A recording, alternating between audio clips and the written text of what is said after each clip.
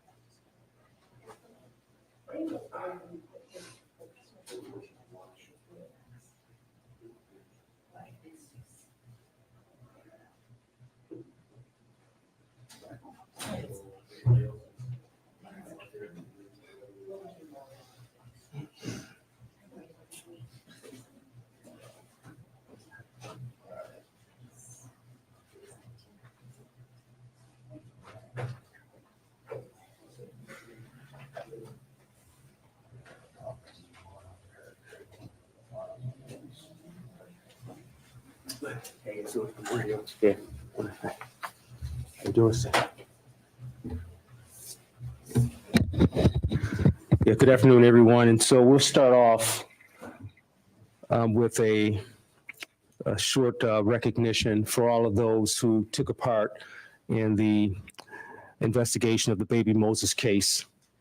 And so on September 7th, 1997 at 7:13 a.m., members of the Albany Police Department responded to Washington Park for a report of an unresponsive newborn infant discovered in a bed of flowers by city workers. That hours-old baby boy would come to be known as Baby Moses, as he was found near the Moses statue, obviously deceased, wrapped in a blanket, and partially burned. Despite an exhaustive initial investigation and continued efforts over the next 2 decades, the case eventually grew cold until recent developments in the investigation led confirming the identity of Carrie Mazuka as the mother. The Albany Police Department investigation was assisted by the New York State Police, the Federal Bureau of Investigation. Mazuka was arrested on Saturday, September 14th, 2024, and arraigned in Albany County Court on Monday, September 16th, to the charges of murder second, concealment of a human corpse, and tampering with physical evidence. Mazuka was remanded to the Albany County Jail. And so I want to recognize those who are involved in this case that touched so many years ago in the city of Albany. And we won't be taking any questions regarding this case. There's still a trial that's forthcoming. And of course, we don't want to jeopardize the case by any comments. So no comments afterward, but I do want to recognize those who spent so much time on this case, bringing justice and comfort and solace and closure to those involved. And this arrest is the culmination of decades of dedication by current and former members of the Albany Police Department who did not give up on this case, as well as our partners in the New York State Police and the FBI. And present with us today, and I want them to raise your hand and acknowledge yourselves as I read your names off, is FBI Albany Assistant Special Agent in Charge, Don Simpano, New York State Police Major Samuel Spezio, Lieutenant Eric Harris. Special recognition goes to Albany Police Detectives Robert Royer and Robert Verhagen, who were 2 detectives investigating the closing of the case, along with Commander Melissa Morey, who was involved in that as well. And we also have with us retired Deputy Chief Steve Riley, who was instrumental at the very outset of this case and put so much of his heart and soul into this case over all of the years, as well as retired Detective Robert Wise and retired Detective Michael Sputoni Sr., who were the first detectives to investigate at the onset of this case. And so I thank all of you who were involved in that. You've brought so much closure to the members of this community, and we thank you for all that you've done. And so with that, we'll take a brief pause and allow those who want to break from the crime briefing, and we can start. And thank you so much for coming. I appreciate you. So you just, how long you position? Oh, from here, 1 year. How long you been in picture? For SIU, troopers, 21 years. Oh, okay. That's really good to see you. Thank you for the assistance. Really appreciate it. Thank you for the assistance. Thank you. Thanks. Great job. Great job. Thank you. Mayor. Great job. They did. Yeah, they did a great job. Yeah.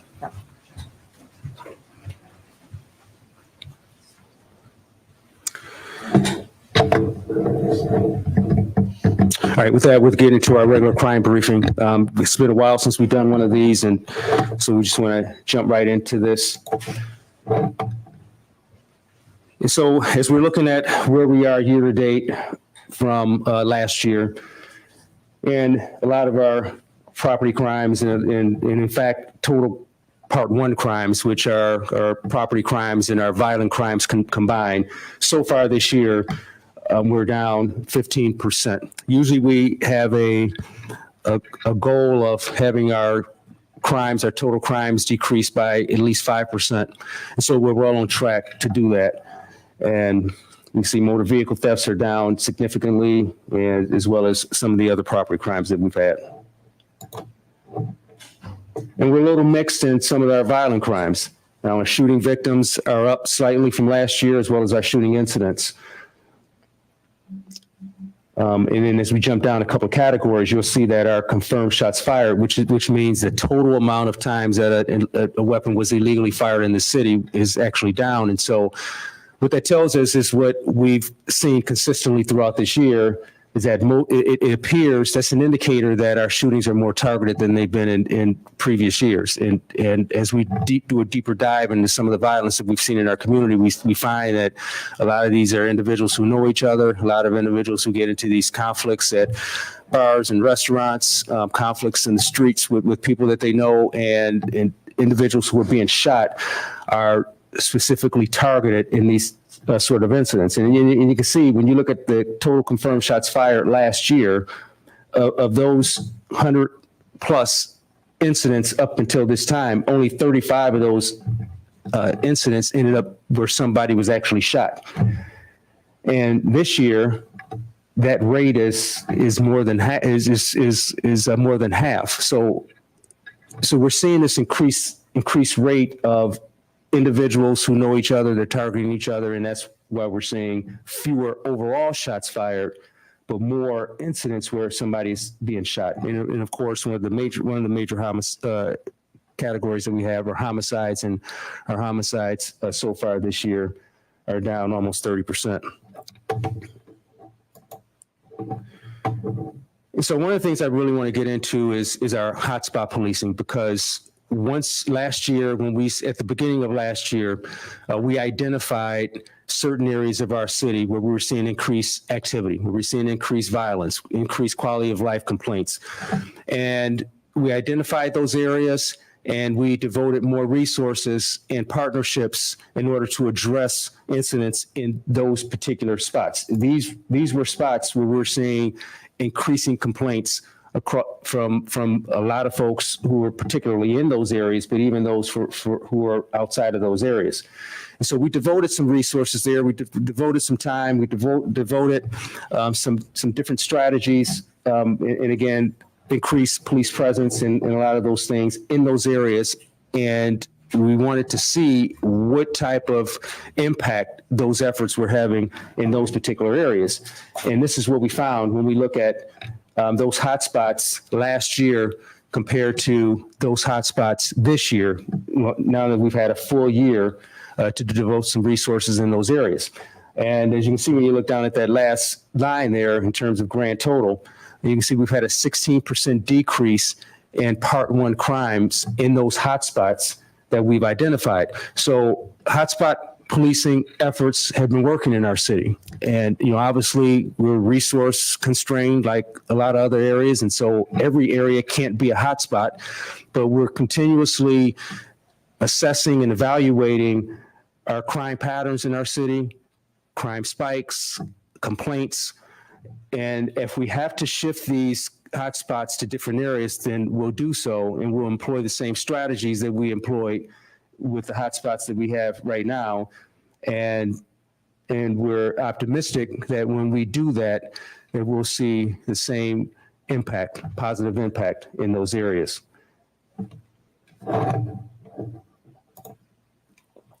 And so with that, I just want to, before I turn this over to the mayor, I just want to confirm that I will be departing the Albany Police Department as of early December. I have accepted a position as the police commissioner in the city of Warren, Michigan. It's been a wonderful experience in the city. I thank the mayor for having confidence and faith and giving me an opportunity to come to this wonderful city over 6 years ago. The mayor told me when she offered me the position that this would be the most fulfilling personal and professional experience that I will have in my lifetime, and the mayor was spot on with that. And I thank her for all of the support that she's given me and this police department over these years. This command staff that you see here to my left, the utmost highly qualified professionals that I've ever been around. And I've been around a lot of deputy chiefs and commanders and lieutenants and throughout my 30-something career. And the folks that you see here to my left are among the most qualified, talented that I've ever seen in my career. And I've seen them in a lot of different departments. And so I thank you folks for all that you've done to help lead this department and help to get this department on a trajectory where we need to be, because we are, we're all very proud of where we are compared to where we came from. It's a challenging time, 6 years ago, and getting these folks in place to help us lead this department has been instrumental in helping it to keep this community safe and make sure that we have the tools to make this community even safer. And this community has just been fabulous. It's been I was brought in, I was treated like someone who's been here for many years when I came in. I remember one of the first persons I met was Dan Levy at the bowling alley, if you remember, coming in here, and other folks in this community had the hospitality has just been off the charts. And so couldn't have asked for a better community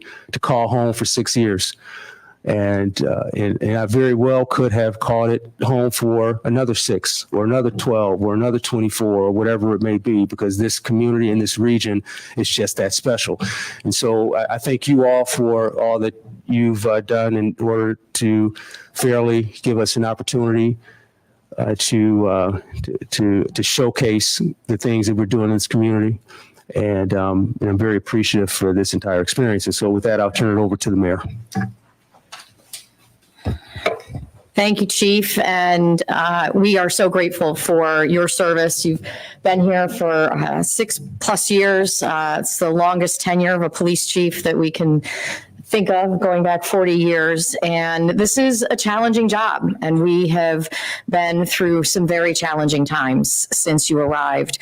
And notwithstanding the challenges of the pandemic, of the criminal justice system pretty much shutting down while our police officers continued to work, we really struggled with the rest of the system and courts being closed and a lot of the challenges that created and a lot of the public safety issues that created in our community. And you, would tell me all the time, we don't panic, we work. right? We have to focus on what we need to do in order to address the challenges that are before us, and that is what you have always done. And so you have doubled down on our commitment to community policing. You brought us through the reimagining of our police department, an effort that cities across and villages and police departments across the state were required to go through. But you made sure that these were meaningful transformations that have been implemented and that have occurred,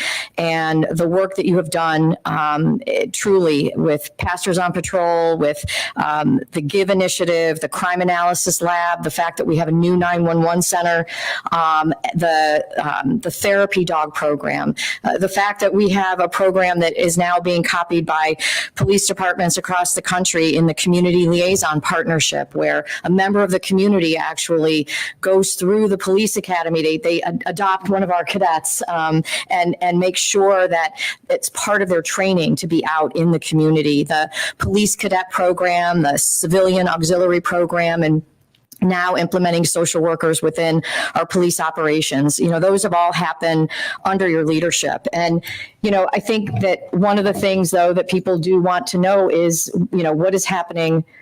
You guys said this was really easy to operate. You lied to me. There we go.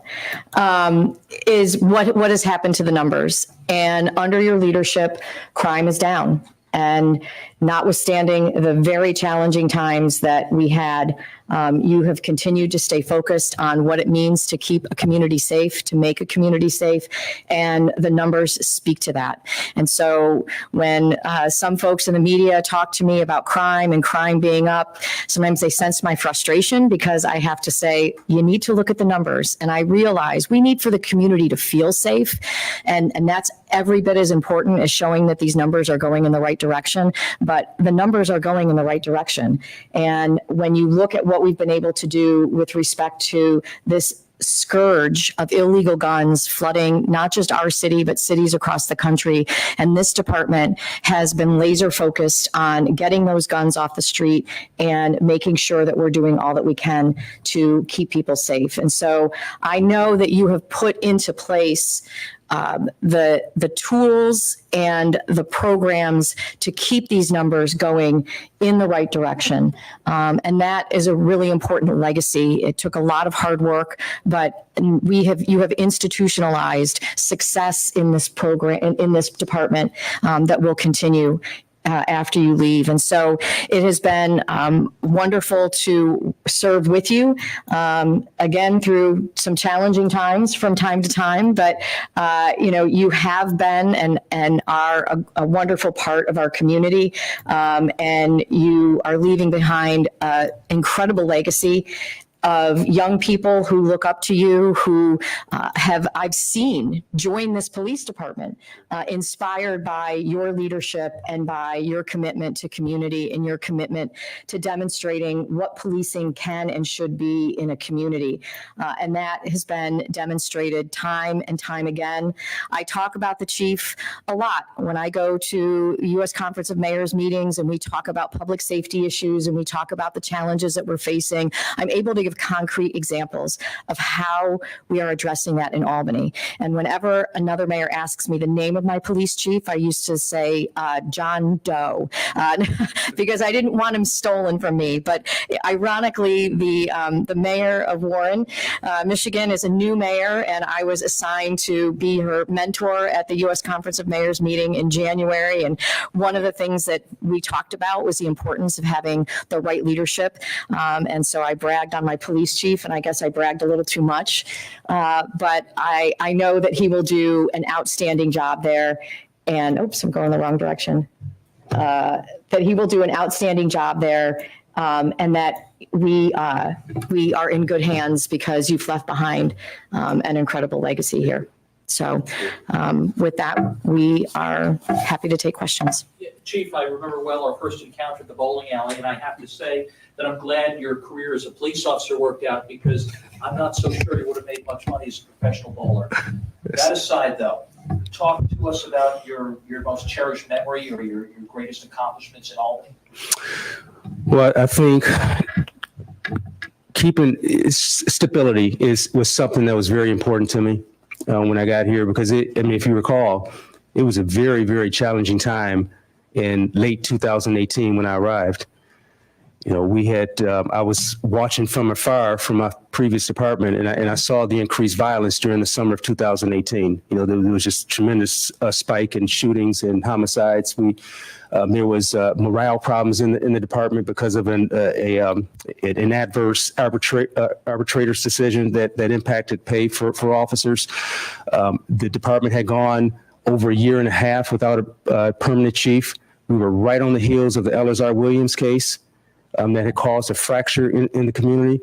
And we were starting this slide of losing officers around that period of time. And so it was extremely challenging. And it was a department it was a great department then already, but it was a department that was kind of reeling emotionally. And when you have a department that's reeling emotionally, a police department that is, then you can have some issues in your place. And so one of the things that I wanted to do right away is get some stability in the place, get the right leadership in place, making sure that we supported the programs that were successful and created those that needed to fill some gaps. And so I think overall, when you're talking big picture for me, when I look back, is I'll be very proud of the fact that I offer some stability to this department during a very tumultuous time in that place. And there's been a lot of challenges, and in terms of challenges that we've had, we've had many, but I've had great command staff members. Our officers have just been, I can't say enough about the work that these police officers and our non-sworns have done over these years. They've taken, especially our officers on the street, they've taken so much. We're working on more than we probably should because we're short-staffed. There's so many demands on officers right now. There's the anti-police rhetoric that we saw right after the murder of George Floyd that still resonates today. And the respect that we used to give police officers is just not there.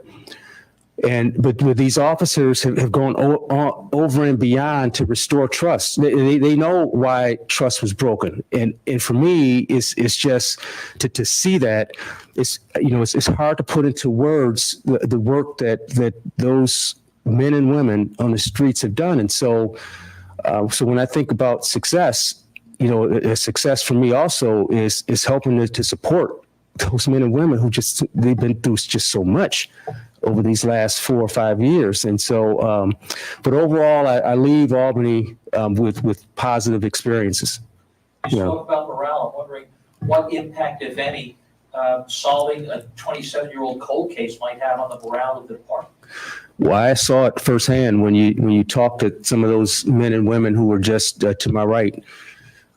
Just the pride that they had, the commitment that they had, the passion over these years. It's hard to for us who weren't involved in that to even feel that. But it is. There's a lot of pride with those who are involved in it. There's pride with those who were, some may not even been born when that case happened, when the incident happened. But there's a tremendous amount of pride that this police department never gave up. That we continue supporting the ones who were investigating back then and those who were investigating right now, who took that baton over the finish line. And so that's a tremendous morale boost. Chief, Yes, sir. You've had interests in the past of other jobs, one way or the other. Why now? Well, I think it's one thing that I want to put out there is that, every police chief gets these offers to look at other places. And so I've gotten them, every chief, if you in any chief in this region, it's just the nature of the job. Just like there's a shortage of police officers, there's a police opening that's opening up someplace across the country every single day. And all of us who are chiefs, we get these headhunters who let us know that there's these opportunities and encourage us to apply. And so I get a lot, and not because of me. It's just because I'm in this position. And so I see some that are intriguing and some that are not. And there have been some that have been intriguing that I've explored a little bit more. And prior to this position, there were two others that I've actually took almost to the finish line, but I withdrew. The first one I withdrew because at that moment in time, I lost two deputy chiefs. Right during the period when I was going through that selection process, and I was named the finalist, and both my deputy chiefs had left, taken other jobs, and so I could not, with good conscience, leave this department with no leadership at all, even though it was an intriguing position at that time for me, and so I withdrew. I just couldn't do it. This department needed leadership at that time. And then the other one, right after that one, it was, the more I thought about it, it just wasn't a good fit. But you don't know. You don't know if it's a good fit until you start talking to people. We get these pamphlets about how great the city is and how great the police department is and how great the opportunities are. And we're thinking about the opportunities, but until you talk to people, you don't know. And I talked to people and I got a chance to visit. And I got there and I realized that, it just wasn't a fit. My place at that time was here.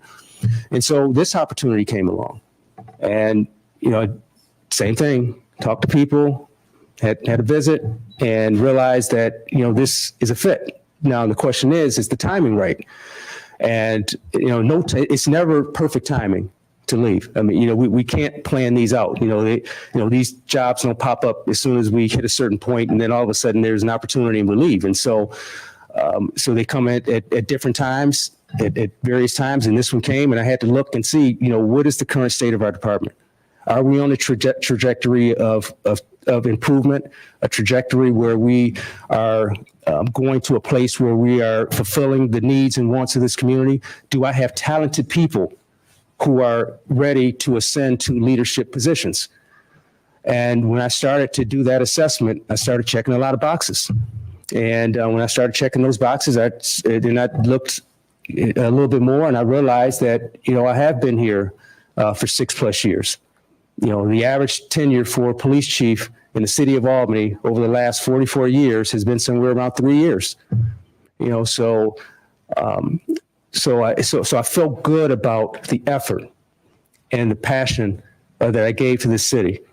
I felt good about the fact that, during good times and during tough times, I stuck with our mayor, I stuck with our command staff, I stuck with these officers in this department, I stuck with this community during those period of times, even when there were opportunities to do other things. And I look back and I said, I think it's time.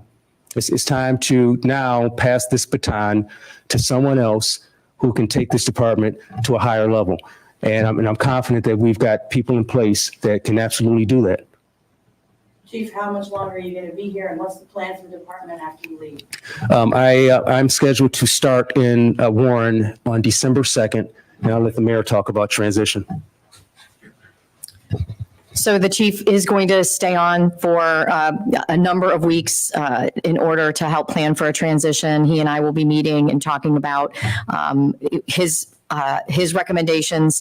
And we are also, I'm very aware we're going into an election cycle. So next year is an election year where a new mayor will be selected for the city of Albany. And in this city, the mayor chooses the police chief as well as all of the other commissioners. And so I can't be naive to the fact that could factor into anyone's decision about taking the position. So we're going to be looking at that, looking at, as the chief said, we have an outstanding command staff that is here.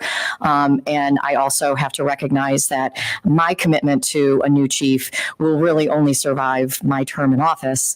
And so that will be a factor for anyone looking to fill that position. That's not to say that they wouldn't stay on. I kept the police chief that was here when Mayor Jennings was mayor, and he ultimately left to take another position in another city. But it is a factor that will be considered by any candidate looking to fill the position. Are you going to leave it up to the next mayor, or are you going to? Well, it's certainly, we have to discuss all options and possibilities with respect to that. What we need is a successful search. And so we want to ensure that we're able to engage in a search and have that ultimately lead to success. Mayor, is this your first public acknowledgement that you will not seek another term, or did you say something before? I've been saying it for 2 years. Many people are saying Yes, and I have said it publicly, and I've been quoted, I've been on the record that I am not seeking another term. I would love for the chief to stay through the end of my term. I know we talked about it, but as he said, the right fit and the right position don't come around that often. I'm going to tell on him a little bit. It's also 20 minutes from his grandchildren, and as a grandmother, I know, those are precious years and they fly by. So I think that it's, again, he's done such a tremendous job for the city of Albany. But when I have really great leaders like the chief, I really want what is best for them, and I want them to be able to move on and accomplish great things. Chief, can you expand a little bit on how it was that your department was able to solve the baby Moses case when so many others for so many years were not able to do it? Who wants to speak on that? Is it? I mean, I've been advised, not to comment on the case and any particulars with the case, but I do know that, we've had some dedicated officers, retired officers, as well as current officers who just never forgot. And then we had DNA technology that kind of caught up with where we are right now, and so it was truly. They were visionary, I guess, in the sense back then to preserve all this evidence, with the knowledge that potentially science could catch up and help to solve this particular case. Right now we have Commander Maury, who worked on a lot of cold cases that we have, and this may be an opportunity, Melissa, to just talk about the cold case investigation process, because I think that's kind of what she's getting at, and how you guys go about identifying which cases will be identified as cold cases and what the process is. And how important new technology is? As it was stated earlier, we're not going to get into specifics about the baby Moses case. However, I will say that in cold case investigations in general, we do have a partnership with the Sage College in Albany, specifically Dr. Christina Lane. I've worked with her on a couple different cases and the students there, and we take each case, we evaluate it separately, and they help us with research, and we evaluate each case and kind of use the technology we have today to take a second look from cases in years past. There's been a lot published recently about this case. Have you seen anything that is inaccurate that needs to be corrected? Yeah, we can't comment. Yeah, we can't comment on Can't that. comment on that? Yeah, we can't. Yes. Yeah. one thing you mentioned, Chief, just to clarify, maybe I misheard it, maybe you misspoke. You said that the baby had been burned. I know the blanket had been reported that the blanket had been burned. It almost sounded like you said the baby had been burned as well. Yeah, let me just reread what's here in the comments. That hours-old baby boy would come to be known as Baby Moses, as he was found near the Moses statue, obviously deceased, wrapped in a blanket, and partially burned. And so that's the only information that's appropriate right now for me to disclose about that particular Looking case. back at your career in Albany, is there something that stands out where you say, I did that, I'm proud of that? In particular? Not really, because I look at it in any accomplishments in conjunction with somebody else, because I just haven't done anything alone. Every single thing, whether we're talking about the infrastructure upgrades that we've had in our department. We've got Deputy Chief Bacchiuello, who was kind of running lead on most of that stuff. We're talking about a lot of things with our youth. Commander Harrington was doing a lot of things. When we talk about our crime reductions, we got Commander Cornell, who was so instrumental when I come up here and I talk about how we push down crime in the city, violent crimes. And so really, Kumi, I've never thought of it as anything I've done. I like to think, though, that I had a part in supporting the men and women who've made all these great things happen during my 6 years here. And, and I'm proud. I'm proud to have worked with everybody. So, all right. Thank you. Thanks. Yeah. Fast language, so it was only something to chat also. Right.